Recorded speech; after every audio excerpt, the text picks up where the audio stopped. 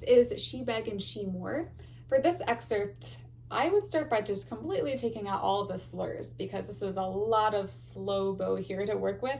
And when we're thinking about our notes, we're already going to be playing a little bit slower. We don't want to have to worry about running out of bow. So ignore the slurs completely. Just play through some of the notes and check out the fingerings that are given to you. So I'm not playing 1, 3, 4, right? Because I have an F sharp. And the stretch between my 1 and my 2 is much bigger than my 3 and my 4, right? For all of us. So by doing a 1 and a 2 for D and E, my 4 can reach much further for my F sharp. So that's the finger pattern we're doing here.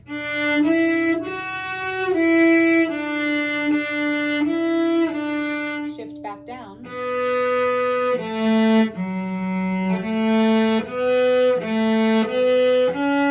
Shift up. Here's that pattern again.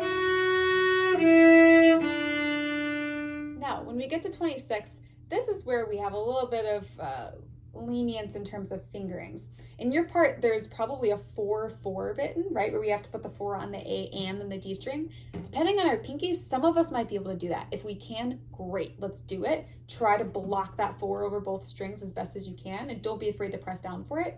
But if that's not comfortable, try sneaking your 3 up next to the 4 on the D string. So I'm doing pick up to 26, F sharp, and my B natural, which is right next door, I'm just scooting my 3 up there for it. It's a lot easier and it's clean too.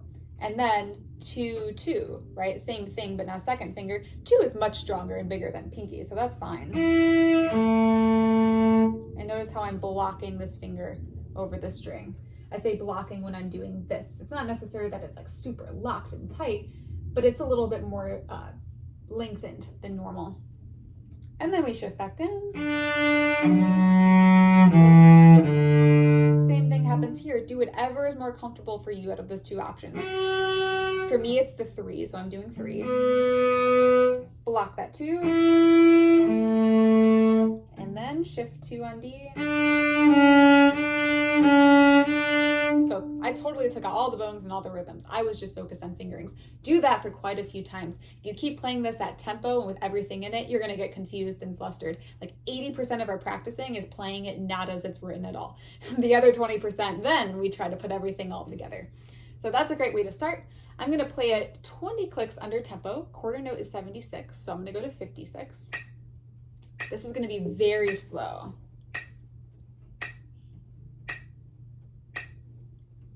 So 1, 2. Was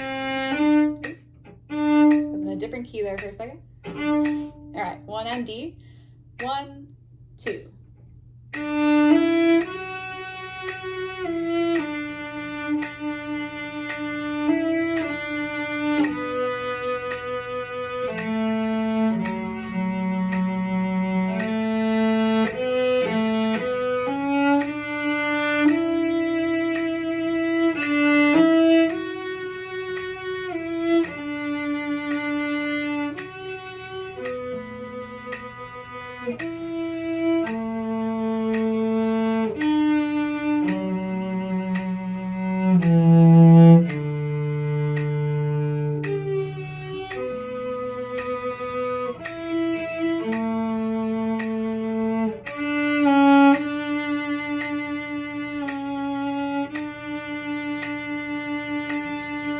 So a bit on the slower side, but it gives me so much more time to think about what I'm doing.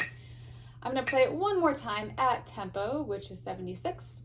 And before I finally play this at tempo, one other thing to think about is vibrato, right? If you have done vibrato before, this is a great time to start tossing it in, specifically on the notes you're comfortable on or the notes that are longer. So some of the half notes, I would say, let's go for it. Or maybe the first and third finger, second finger, a few times your second finger. Sometimes it's a little trickier to do vibrato on the pinky. It depends on the person. For me, it's not too hard to do it on the pinky, but for some, it's like, I don't really care for the pinky. So figure out which finger is the most comfortable. Toss in a little bit of vibrato on some of these notes, especially the half notes. If you're sitting on them, make it sound a little more beautiful. So here's 76. Da, da, da, da, da. A little bit faster, but it should be a lot more comfortable for my bow. 1, 2.